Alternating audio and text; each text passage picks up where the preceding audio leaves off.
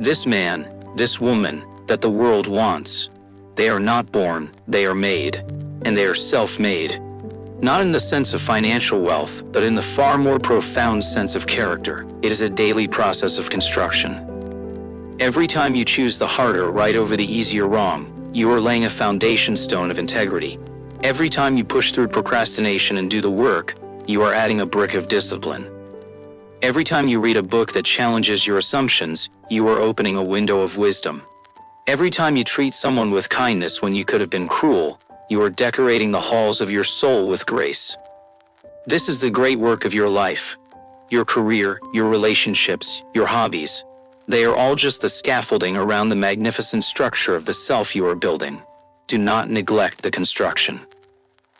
Be a deliberate, conscious architect of your own character. Each day is a new opportunity to build. Consider the profound responsibility this places upon you. When Dumas says, "This man is you," it is not a mere compliment, it is a charge, it is a summons to your own personal greatness. It is an indictment of every moment you have spent waiting, blaming, or shrinking. The world's problems, the corruption, the apathy, the injustice, persist not because of a shortage of solutions, but because of a shortage of individuals with the character to implement them. You see a problem in your community? Perhaps you are the one wanted to solve it. You see inefficiency and low morale at your workplace? Perhaps you are the one wanted to elevate it. You see shallowness and cruelty online? Perhaps you are the one wanted to model a better way. Stop looking for a hero to appear on the horizon. Walk to the mirror. The face you see is the person with the potential to answer the call. The only question is, will you will it? Will you accept the nomination? Will you step onto the stage of your own life and claim your leading role? The phrase "not power with gracious smiles" is a crucial warning. It cautions against the deceptive facade of influence. We see it everywhere: the smooth-talking leader with no core principles, the charming celebrity with a hollow soul. This is power as performance. It seeks applause, not results. It manages perception, not reality. The person of true integrity may or may not be gracious and smiling. Their demeanor is secondary to their substance. Their power comes not from their charm, but from their character. It is the authority that emanates from competence, the influence that flows from dependability, the magnetism of a person who is utterly and completely themselves. This kind of power does not need to be advertised with a smile, it is felt. It is the steady hand in a crisis, the clear voice in the confusion, the unwavering presence that gives others courage. Seek this inner power, the power of being, not the outer power of seeming. Let us confront the pygmy in ourselves, the voice of doubt, the whisper of mediocrity. It says, "Who are you to be so bold? What makes you so special?" And the answer of the willed self must be, "I am special because I choose to be. I am bold because the alternative is to be a ghost in my own life." This is not arrogance. It is the divine self-respect that is the birthright of every human soul. The pygmy spirit thrives on comparison. It looks at others and feels either inferior or superior. The spirit of the true individual looks only to their own potential. Their competition is not with their neighbor. It is with the person they were yesterday. Their goal is not to be better than someone else, but to be better than they used to be. This is a game you can always win. It is the path of continuous upward growth. Slay the pygmy of comparison with the sword of self-improvement. Every day, ask not, "Am I ahead of others?" but, "Am I ahead of myself?" And now we come to the bridge, the final crucial connection between these grand principles in your life, right now, today. You may say, "But I am not Diogenes. I am a student, an engineer, a parent. I am not wandering in an Athenian marketplace." And I say to you, my friend, that your screen, your phone, your social media feed is the modern marketplace. It is 1,000 times more crowded, 1,000,000 times louder, and filled with shadows and pygmies that would make Diogenes weep. The lantern he sought is the very same light of discernment you must now cultivate. The courage to say no to 1,000 distractions, to 100 popular falsehoods, to the siren call of manufactured outrage. This is the modern form of heroic integrity. The principles are timeless, only the arena has changed. Your character is being tested not by ancient cynics, but by modern algorithms. Will you be a man, a woman of self-possession, or will you be a mere data point, a pygmy in the digital crowd? You say, but I am not a great poet or a philosopher. How can I be larger than my calling? And I say to you, the size of your spirit is not determined by the title on your business card. Think of the school janitor who takes it upon himself to learn the names of all the children, who offers a word of encouragement to the lonely ones, who sees his purpose not as cleaning floors, but as creating a safe and welcoming environment for learning. Is he not larger than his calling? Think of the barista who remembers your order, who crafts your coffee with the precision of an artist, and who provides a moment of warmth and peace in your frantic day. Is she not infusing her work with a higher purpose? Grandeur is not in the task, it is in the soul of the person performing it. You can be a Michelangelo at a cash register. You can be a Lincoln in a customer service call. Bring your full, magnificent self to whatever you do, and the work itself will become noble. You might feel, I have made too many compromises. I have followed the crowd for too long. My integrity is already tarnished. It's too late for me. I say to you, that is the most insidious lie of all. Your past is not a life sentence. It is a lesson. Your past mistakes are not your identity. They are your tuition in the university of work.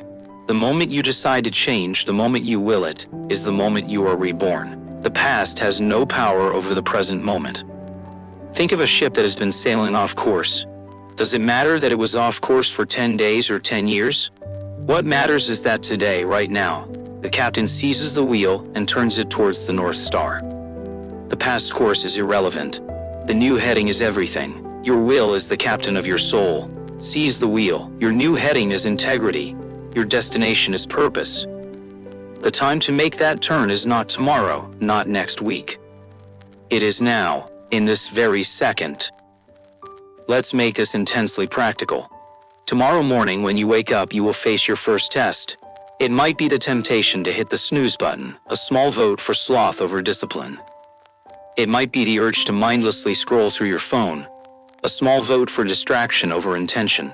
It might be a choice at work, to cut a corner, to pass the blame, to remain silent when you should speak up.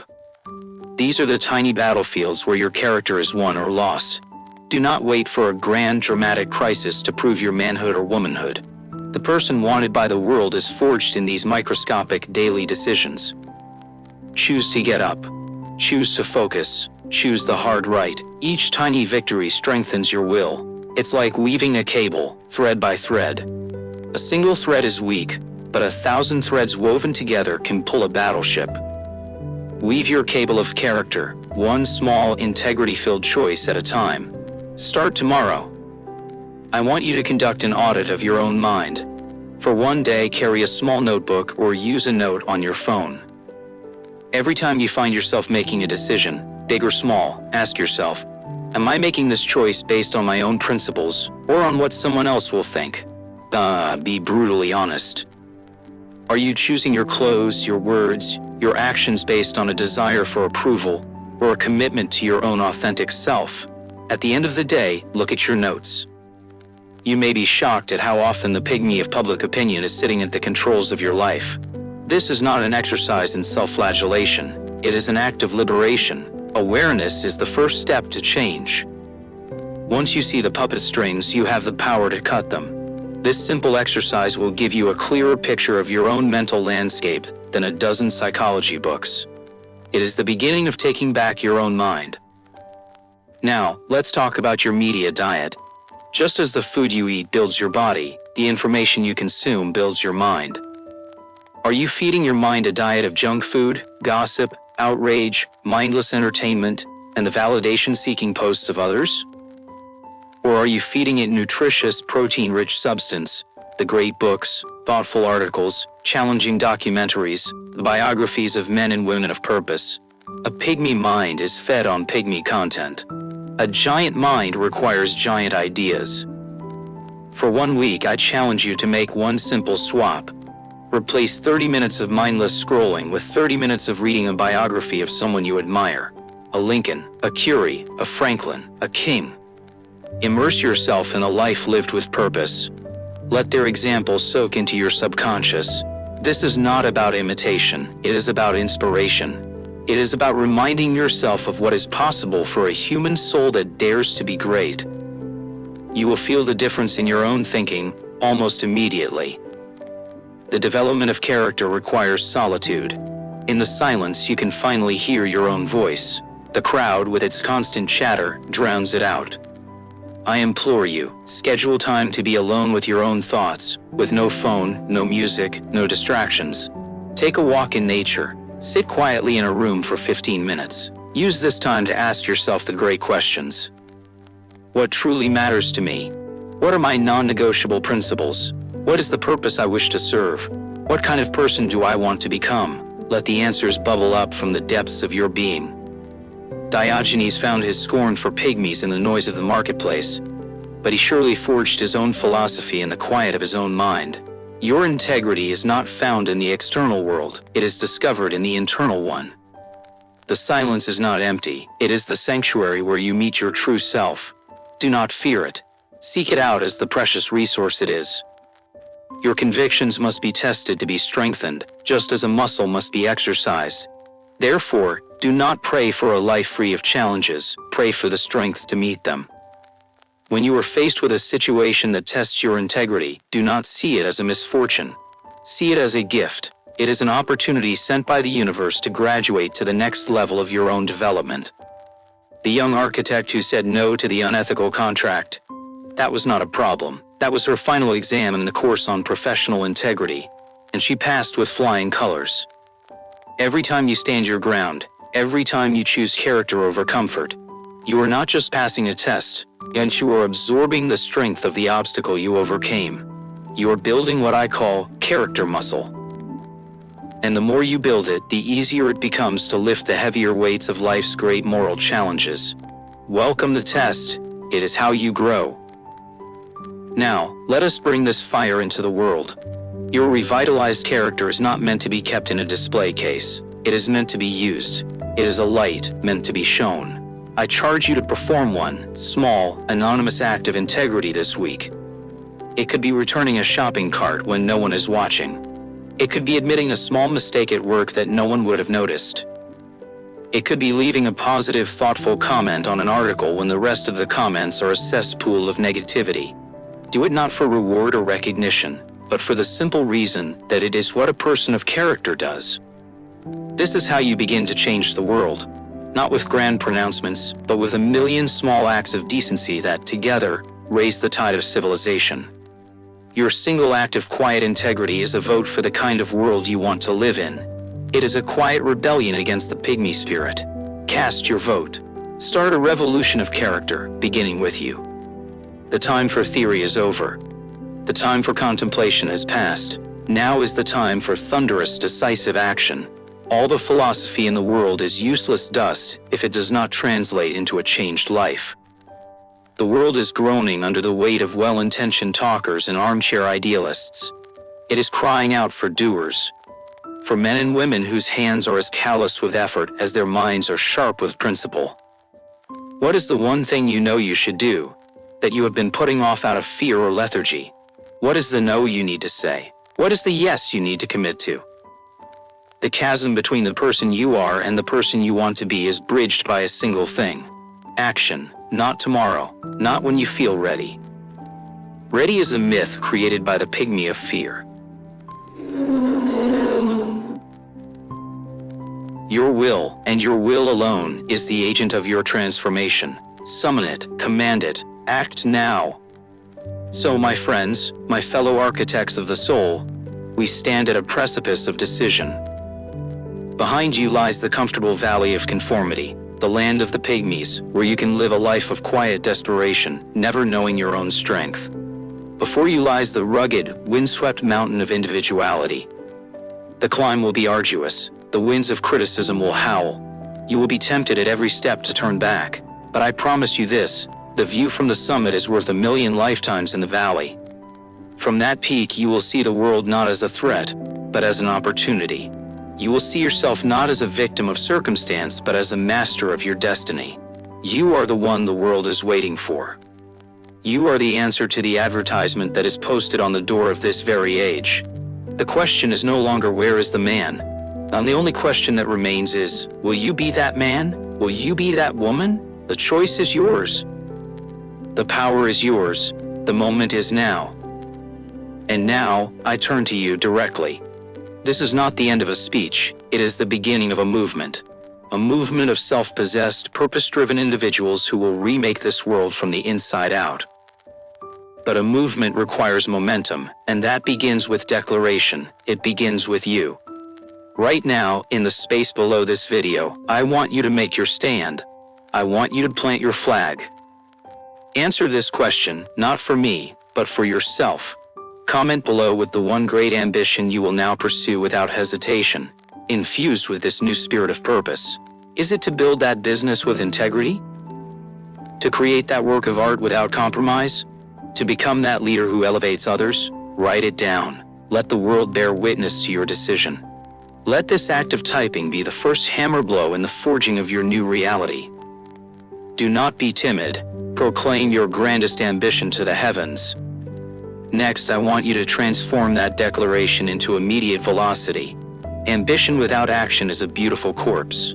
So I ask you, share the first physical, tangible action you will take this week to apply this principle. Not a vague idea, but a concrete step. Will you write the first page? Will you make the one phone call you've been dreading? Will you refuse one small compromise at work?